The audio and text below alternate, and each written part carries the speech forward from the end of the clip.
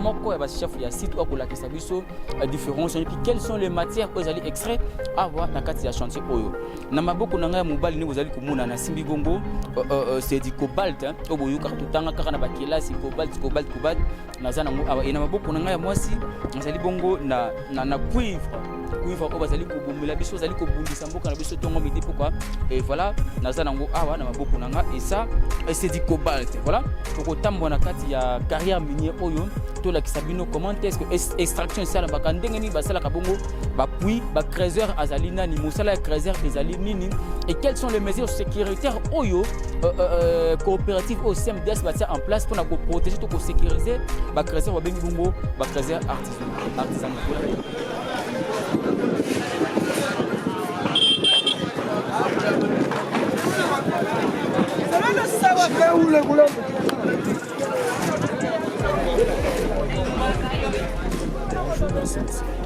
Vous vous présentez? D'accord, moi je me nomme au nom de Messier Kamona Yumba Serge et je m'occupe de la gestion de cette carrière, autrement dit le chef de carrière, de Kamilombe, le nom de la dite carrière Kamilombe, pour le compte de la CMDS, ce qui veut dire coopérative minière pour le développement. Par rapport à l'activité, nous sommes en train de mener une activité qui est vraiment une exploitation qui est appelée artisanale. Voilà. Pourquoi on appelle exploitation artisanale? Oui, c'est une exploitation qui est artisanale, donc ce qui se fait par nos mains. Là, il n'y a pas vraiment la présence des engins, soit des machines. C'est-à-dire c'est une exploitation qui se fait par le gréseur, communément appelé artisanal. Donc une activité qui nécessite une force physique, la main-d'œuvre de l'homme. Effectivement. Et pourquoi vous avez choisi ces modes ou cette méthode de fonctionnement dans un carré minier pareil? Oui, nous avons choisi, c'est parce que, tel que vous venez juste de le dire, que voilà, c'est une activité qui est en train juste de faire, disons, de se passer par une main-d'œuvre. Donc, nous utilisons, c'est-à-dire ce sont les individus, les artisanaux miniers, eux-mêmes, par leur force, par leurs propres moyens, qui font cette activité. Voilà, nous sommes dans la province du Lualaba. Vous êtes membre de la CMDS, une coopérative minière de développement et social, qui s'occupe essentiellement des creuseurs artisanaux. Pour nous savoir, dans la province du Lualaba, combien de carrés miniers il y en a au total qui sont en mode artisanal? Là, je dirais que c'est difficile peut-être d'avoir la précision. Pour ça, vous précisez que voilà, dans la province de Lualaba, il y a autant de carrés miniers, ou soit il y a autant de carrières. Il me revient peut-être à vous répondre, peut-être à ce que je suis en train de gérer ici. À ce qui concerne Kamilombe, là peut-être je serai en mesure. Mais pour d'autres carrières là, vraiment sous une réserve pour ne pas parler autre chose. Voilà, nous avons remarqué la présence de plusieurs pots ici. Comment vous faites? Quelles sont la première opération à effectuer avant de creuser ou soit d'effectuer un puits? Merci monsieur le journaliste. Je pense que la toute première opération, je dirais, c'est tout justement d'abord le recensement ou l'enregistrement. Pourquoi vous recensez qui? Nous recensons d'abord le gréseur, autrement appelé les artisanaux miniers. Par exemple, ils font quoi ou comment? Peut-être ils peuvent se réunir tout en un groupe comme ça et nous choisir peut-être à travailler avec nous dans notre carrière. Une fois terminé comme ça, ils vont venir directement nous voir.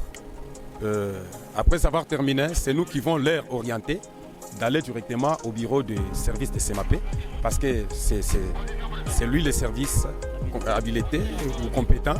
De l'autre côté, c'est-à-dire, premièrement, ils seront recensés, soit enregistrés, et avoir les cartes pour les artisanaux, parce que c'est le service de CMAP qui offre ça. Et une fois terminé comme ça, c'est-à-dire, c'est à eux-mêmes qui vont montrer leur désir ou leur vouloir, que non, par rapport à l'espace, par là directement, ils seront attribués un calandre. Et le calandre, c'est lui qui est en train de les attribuer, c'est le service de CMAP. C'est-à-dire, la coopérative est en train juste, donc disons, de s'en occuper, ou soit je dirais que donc le service de CMAP est en train de nous encadrer, nous qui sommes coopératifs. Et qu'à notre tour aussi, nous faisons l'encadrement des artisanaux miniers, communément appelés ici creuseurs. Alors, une fois terminé peut-être à ça, du côté CMAP, c'est les calandres. Une fois être attribué les calandres, je dirais que la toute première activité ou l'opération, de l'autre côté, ça sera maintenant les forages. Alors, les forages, à quoi c'est-à-dire, c'est par là vous allez voir un groupe de gens, ils commencent à forer par exemple comme ça, par terre. Bon, leur objectif c'est quoi? L'objectif c'est d'aller jusqu'à une couche minéralisée. à une couche minéralisée, c'est ça l'objectif. Ils vont commencer à forer, hein, communément aussi appelé peut-être creuser la terre, mais le terme technique là, je dirais que forer. Ils vont commencer à forer, hein, comme à l'occurrence de ces puits-ci. C'est-à-dire ils vont commencer à forer. L'objectif, je vous ai dit que je me répète encore, c'est d'aller jusqu'au socle. Oui. C'est-à-dire de l'autre côté, une fois trouvé les minéraux, là-bas pour eux, ils commencent maintenant à extraire ça. Une fois ils commencent à forer, c'est-à-dire c'est sous la bénédiction ou l'orientation du service de CMAP. Parce que les services de CMAP, il y a des techniciens qui orientent cette carrière. Que vous faites ça pour qu'il n'y ait pas d'accidents comme ça. Et peut-être en extrayant le minerai de l'autre côté, il y a toujours la présence des agents de CMAP. Ce sont eux qui orientent l'affaire pour qu'il n'y ait pas des accidents, pour qu'il n'y ait pas, je ne sais pas. Dans un chantier minier, quels sont les moments ou les périodes les plus difficiles ou dures lors de l'exploitation? Le moment le plus difficile lors de l'exploitation, je dirais que c'est pendant la période de forage. Pendant la période de forage, c'est-à-dire les creusseurs souffrent. D'où parce qu'il y a l'incertitude d'abord. Et c'est par la foi, je dirais. Là, il peut s'y mettre ici pour forer comme ça. Et je dirais que c'est un voyage de la foi. Il peut ou n'est pas. Hein? Comme voyager dans les noirs. Exactement. Il peut ou n'est pas trouver. Trouver quoi? La couche minéralisée.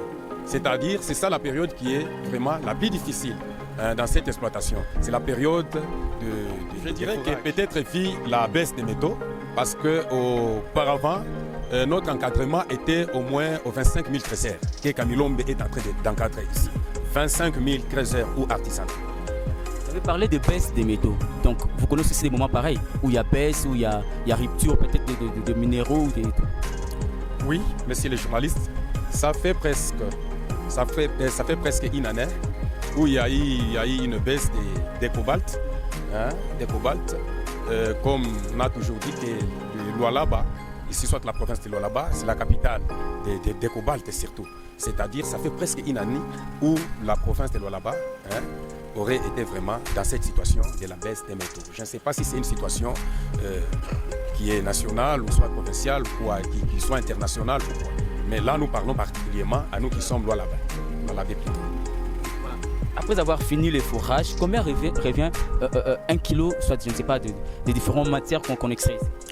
Oui. La vente, ça s'effectue comment? Oui, je dirais que tous ces stalagmatiques ici, ce qui veut dire quoi? C'est-à-dire, est négociable. Négociable, même le fourrage comme ça. Le fourrage est totalement négociable. Ça dépend de la convention faite, peut-être avec les groupes, avec les sponsors et autres. Là, peut-être je peux m'expliquer par rapport à ça. Même à la vente, c'est négociable. La vente, ça se passe comment? C'est par rapport à la teneur. Hein? On va, c'est par rapport à la teneur, par exemple. Là, peut-être je peux m'expliquer à une question, peut-être d'une chaîne d'approvisionnement. Ici, quand ils viennent comme ça, ils se réunissent, ils viennent forer. Et quand ils terminent à forer, terminer, ça veut dire quoi? Trouver une couche minéralisée. Pour eux, ils peuvent se limiter par là. Ok? Là, ils vont faire un appel aussi aux creusseurs appelés, je ne sais pas, mercenaires. Parce qu'il y a le creuseur proprement dit, autrement dit, le creuseur du premier souffle. Ce sont des creuseurs qui auraient commencé à faire les forages dans leur calendrier. S'ils n'arrivent pas là, ils vont faire appel aux creuseurs du deuxième souffle, appelés aussi mercenaires par exemple comme ça. L'objectif c'est d'aller aux couches minéralisées. Alors dès qu'ils arrivent de l'autre côté, c'est-à-dire ils vont commencer à faire quoi? À extraire ce minerai en mettant dans des petits sacs, à l'occurrence de ces petits sacs qui est devant vous. Là, ils vont appeler, je ne sais pas, la troisième catégorie de creuseurs, communément appelée sur le là-bas saliseurs. C'est-à-dire ce sont des transporteurs. Ils transportent en chaîne comme ça. Et quand ils transportent en chaîne, c'est-à-dire en dessous jusqu'en haut. Comme ça, en transportant comme ça. Dès qu'ils arrivent avec ça ici, là nous voyons directement, il y a deux types de minéraux ici. Les minéraux qui seront lavés ou soit les minéraux qui seront vendus bruts. Alors lavés, voilà la présence d'eau, de l'eau. Là-bas, il y a un flaque d'eau. Là-bas, un tank, c'est-à-dire... C'est naturel ou c'est créé par... Je dirais que ce n'est pas naturel, c'est artificiel. Oui. Par là, vous allez voir directement, ils vont acheminer les minéraux là-bas. Il y a des moyens de transport. Il y a des cyclistes ici, il y a, je ne sais pas, des taximens et autres. Ça dépend. Hein? C'est-à-dire le responsable du puits, il peut appeler directement qu'on amène au niveau de l'eau. Si ce sont des minéraux lavés. Alors, si ce sont des minéraux bruts, là, la destination, c'est vraiment du puits vers un dépôt. Il y a un comptoir d'achat ici, appelé un dépôt. Dans les sites ou à l'extérieur du site? Dans notre carrière ici, il y a des dépôts. Il y a nos partenaires qui sont chinois là-bas, qui vendent nos minéraux. Et à la question qui m'a été posée par vous, je dirais que c'est slagmatique, c'est-à-dire tout dépend de la teneur. Voilà. Après extraction, comment vous faites? Vous quantifiez tous les matières extraites du puits ou vous le laissez partir comme ça pêle-mêle sans pour autant savoir un peu du point de vue quantité ou tonnage? Souvent, nous les quantifions. Nous les quantifions. Merci. Avec votre permission, on peut quand même faire le tour.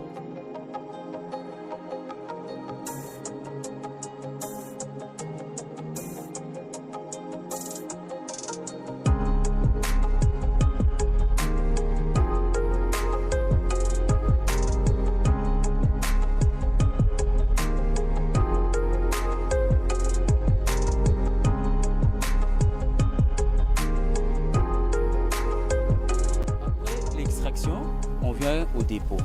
Est-ce qu'il y a des risques quand il y a contact avec le corps? Je dirais que peut-être des contaminations, des respirations et tout. Je dirais qu'il n'y a aucun risque. Dépend par rapport aux matières extraites où il n'y a aucun risque pour toutes les matières. Exactement, le risque dépend des matières extraites. Ok? Comme ça, c'est du cuivre. Hein? Je dirais ça, c'est du cuivre. Là, c'est du cuivre. Là, c'est du cuivre. Ici, nous extraisons souvent les cuivres, ainsi que les cobaltes. Ça, c'est du cuivre. Là, c'est du cuivre. Comment vous faites? Moi, je n'ai aucun élément par rapport à ça. Comment vous faites pour différencier les cuivres et d'autres cuivres? Je vous ai dit ceci. Quand ils se mettent peut-être dans le fourrage, c'est-à-dire leur objectif, c'est d'aller trouver une couche qui est minéralisée. Et la couche minéralisée, ça peut être une couche de cobalt ou soit une couche de cuivre. C'est-à-dire, c'est différent. Si vous regardez bien, vous observez bien quelque part ici, le cuivre a une couleur, la couleur qui est verte. Hein, la couleur verte. Directement, là, pour un creuseur expérimenté, une fois trouvé ou soit arrivé dans cette zone-là, il va se rassurer. Tu rends compte directement que je suis dans une couche de cuivre. Ok? Alors, dès qu'il passe peut-être cette couche ici, arrivé à une autre couche, là directement, il va se rendre compte que je suis dans une couche ou zone de cobalt. Là, c'est automatique.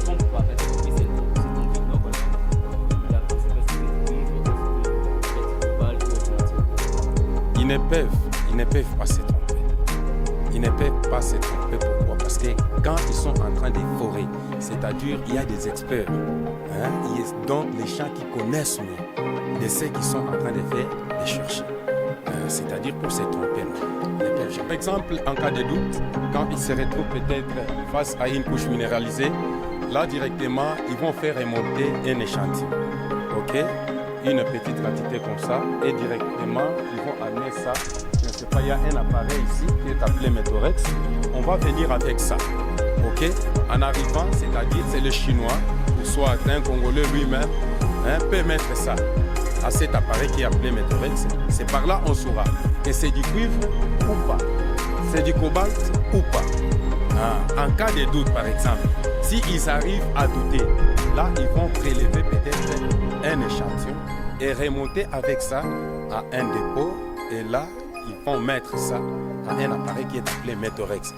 Et c'est cet appareil qui va le certifier, donner une certitude que voilà, ça c'est du cuivre, soit ça c'est du cobalt. Tels qu'ils sont venus avec. Voilà. Toutes les matières extraites ici au Congo, la transformation se fait toujours ailleurs. Là, sous une réserve, parce que la coopérative a ses limites. Hein? Nous nous limitons peut-être par rapport à la gestion de cette carrière. Mais les autres là, nous ne connaissons. Il n'y a aucun délai. Aucun délai. Il n'y a aucun délai. Risque de contamination ou de quoi que ce soit. Moi, je vous ai répondu peut-être par rapport à cette question. Ça dépend des matières extraites. Par exemple, l'uranium. Hein? Si quelqu'un vient de faire d'extraire ça, peut-être a des conséquences. A des conséquences. Mais pour le cuivre ici, du cobalt et autres, il n'y a aucune conséquence. Voilà. Et par rapport à ces sites, quelle est la quantité la plus extraite ici? Quelle est la matière la plus extraite? Est-ce le cobalt ou le cuivre? Souvent, c'est du cobalt. Souvent, Kamilombe, il produit en très grande quantité du cobalt. Si on peut faire le tour du dépôt quand même. Sans dérange.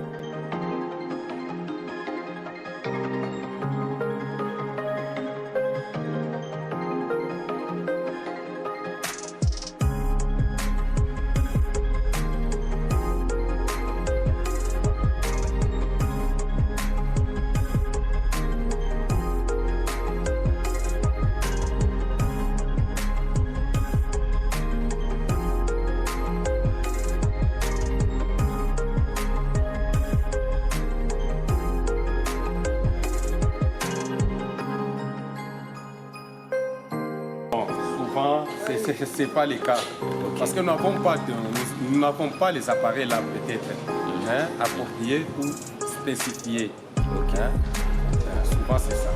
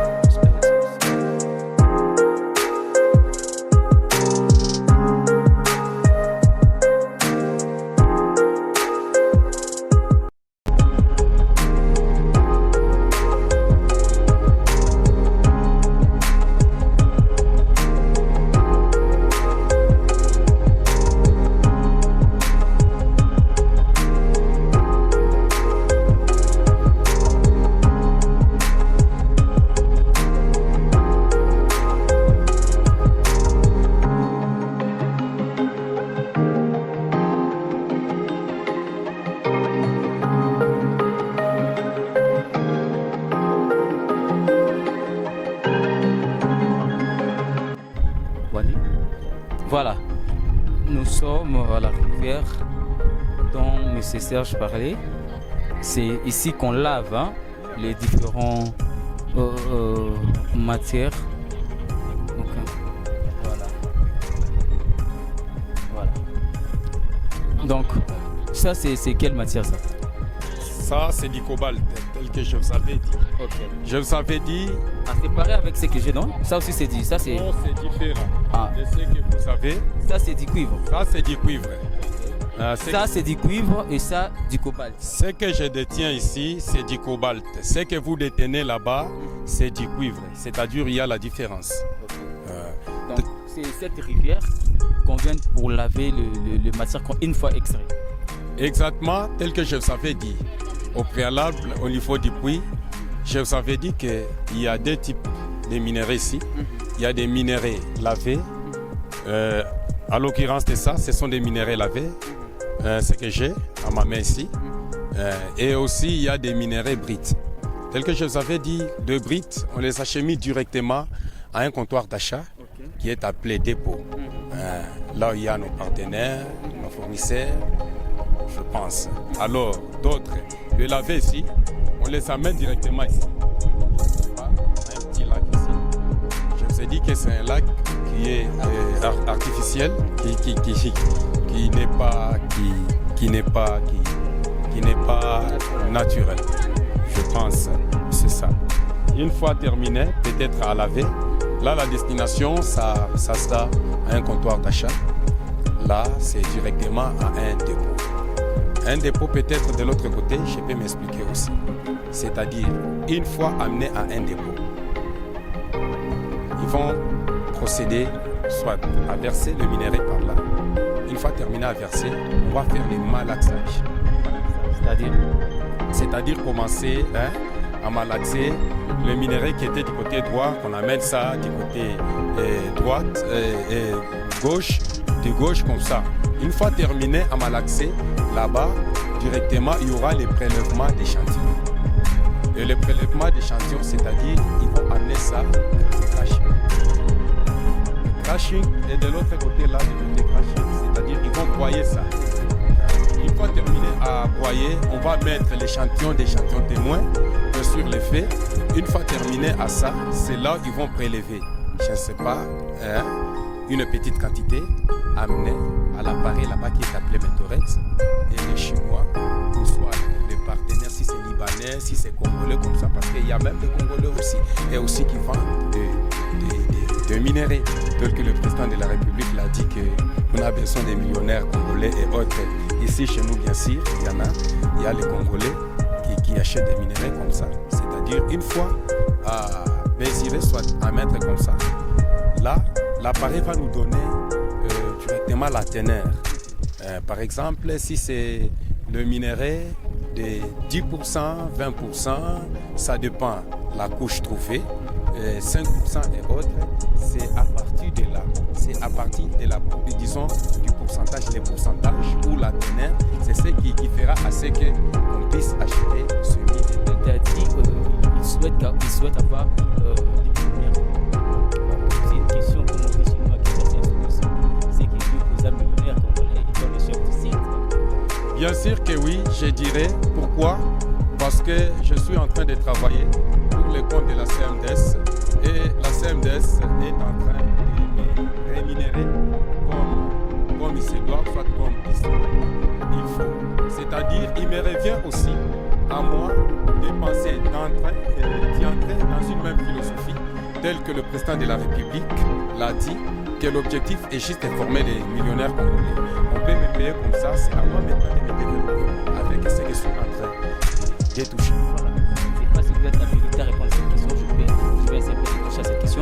Il n'y a pas longtemps, on a eu à écouter, je ne sais pas si c'est une spéculation, il y a c'est vrai que les créateurs réclamer une sorte de la CMDS. Merci aussi pour cette question. Je dirais d'abord, pour réclamer quelque chose, c'est-à-dire qu'il aurait fallu que la personne avoir peut-être une qualité, compétence ou soit l'intérêt. Pour être déclaré d'abord trésor, il aurait fallu que vous soyez enregistré au niveau du service de CMAP. Et autre qu'il soit d'abord reconnu ici chez nous. Alors, si tu n'as jamais été vraiment le nôtre ici, et même si vous essayez un peu juste de faire quoi, de réclamer et autres, pour moi, je dirais que c'est comme si quelqu'un était appliqué la situation. Dans un bureau ou une représentation de ces trésors artisanaux.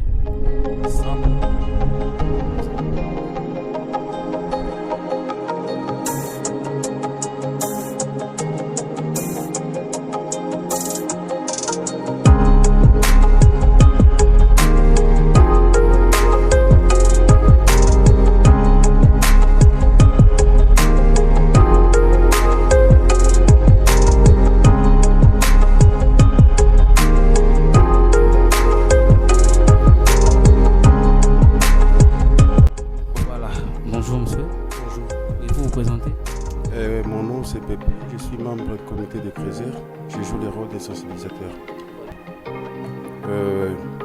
Les difficultés actuellement est très basée sur le baisse du cobalt, puisque notre carrière ici que vous voyez, elle est vraiment productive avec beaucoup de produits qui sont de cobalt. Maintenant, de nos jours, avec les chiffres des métaux, du cobalt précisément, donc c'est là où ça crée un peu de problème. Voilà. Est-ce qu'il y a une formation adaptée pour les trésors? Bien sûr qu'il y a des formations adaptées. Je ne sais pas si vous voyez la chemise que je porte là, derrière moi, c'est marqué capitaine de sécurité. Donc nous faisons des fois des campagnes de sensibilisation dans le sens de sécurité et travail. Et donc c'est sécurité et travail. Donc nous essayons de faire comprendre aux trésors qu'ils ont intérêt de travailler dans des conditions qui sont normales, dans des conditions sécuritaires et surtout la propriété également, puisque la sécurité n'est pas seulement basée sur les éboulements et tout. La sécurité, c'est également des maladies qui peuvent être contaminables de part et d'autre. Donc nous jouons ce rôle-là de campagne de sensibilisation. Si on fait ça, c'est par rapport à quoi? C'est parce qu'on avait été formés. Donc nous, à notre tour, nous devons également former les autres. Quelles sont les disciplines que vous infligez ou vous demandez aux trésors? Les disciplines que nous demandons aux trésors, d'abord, dans cette carrière, il est strictement interdit de citer une personne par son tribu. Donc dans cette carrière, tout le monde qui est ici a un même tribu, c'est-à-dire tous sont des trésors. Dans cette carrière également, on est apolitique. Dans cette carrière, notre grande partie politique, c'est la CMDS, c'est-à-dire la coopérative minière pour le développement social. Et dans cette carrière également, vous n'avez pas les droits d'entrer si vous êtes en état d'ivresse. Donc vous ne pouvez pas plonger dans un puits si vous êtes ivre. Dans cette carrière, il n'est pas permis de faire des harcèlements sexuels, des bagarres. Donc tout ce qui est illégal, même devant la justice, c'est ce qui est aussi illégal. C'est pourquoi je ne sais pas si vous avez remarqué, nous avons des mamans qui sont aussi du côté de la sécurité, du côté des mamans là. Donc nous, étant que les gars, c'est un peu difficile pour nous de détecter que voilà, cette femme est enceinte et tout. Maintenant, eux, entre eux, c'est facile. Quand ils remarquent cela, il doit l'interpeller, mais peut-être que la personne ne va pas accepter facilement. On va l'amener ici à la centre de PMT, on va la faire des tests de grossesse. Si réellement la femme, elle est grosse, on la fait sortir de la carrière. On ne peut pas travailler à cet instant-là. Est-ce qu'il y a-t-il une bonne communion entre les comités de Crézeur et les membres dirigeants de la CMDS? Effectivement, si nous ne parlons pas une même langage, comment est-ce qu'on peut évoluer ensemble? Effectivement qu'il y ait une bonne communication. Merci beaucoup. Peut-être un dernier mot, un message? Bon, un tout dernier mot qu'on peut dire, c'est demander à notre gouvernement qui puisse nous apporter main forte dans ce que nous sommes en train de faire. Puisque le travail qu'on est en train de faire, ça contribue aussi un petit peu plus dans les caisses des trésors publics. Mais il y a un plus grand souci, c'est que les artisanaux, nous qui sommes Congolais ici, en train d'exploiter, on n'a pas le droit d'avoir les contrats directs avec les usines. Donc c'est-à-dire, si moi j'ai par exemple un camion de produits que je dois acheminer à l'usine, je dois partir derrière un Chinois. Et ce Chinois-là doit me demander encore quelques pourcentages que je dois lui donner. Mais si notre gouvernement pouvait nous donner cet aval-là de nous-mêmes, avoir des contrats directs avec les usines, en tout cas, ce serait une grande chose. Voilà, merci, c'en est fini pour aujourd'hui, mesdames et messieurs. Nous étions ici et question de vous informer c'est quoi une carrière minière ou c'est quoi une carrière de mine. Vous avez écouté le chef du site avec qui nous allons finir cette émission. Monsieur Serge, nous sommes pratiquement à la fin de cet entretien. Et quel est votre bon message particulier à lancer au gouvernement central ainsi qu'au gouvernement provincial du Lualaba? Merci, monsieur le journaliste, de nous avoir encore donné cette occasion.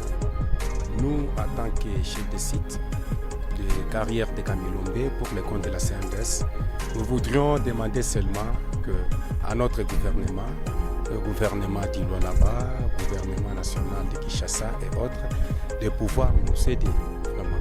Nous aider en quoi? Premièrement, que nous soyons dans notre vraiment zone d'exploitation. C'est-à-dire que Kamilombe soit réellement d'abord un CA.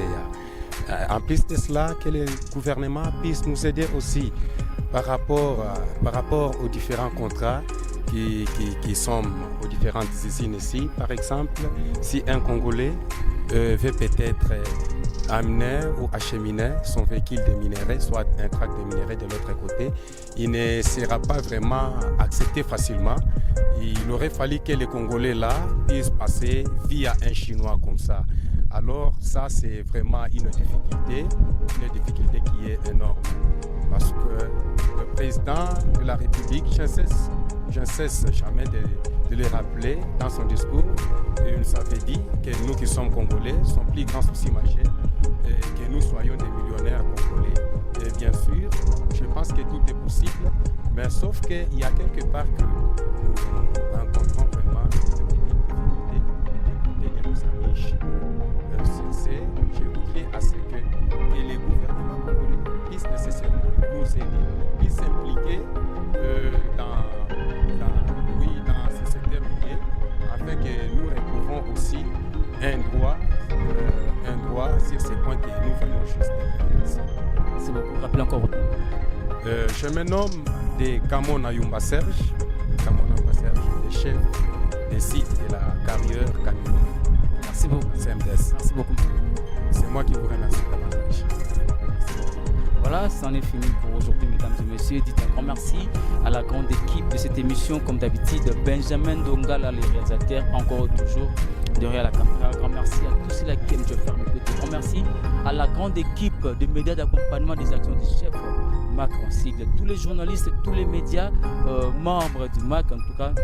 Un grand merci pour votre activité, grand merci pour cette énergie dégagée tout au long de notre séjour passé ici dans la province du Lualaba. Grand merci également au gouvernement provincial du Lualaba. Grand merci pour l'élection de Madame Fifi Masuka comme gouverneur full, comme on l'appelle ici au Lualaba.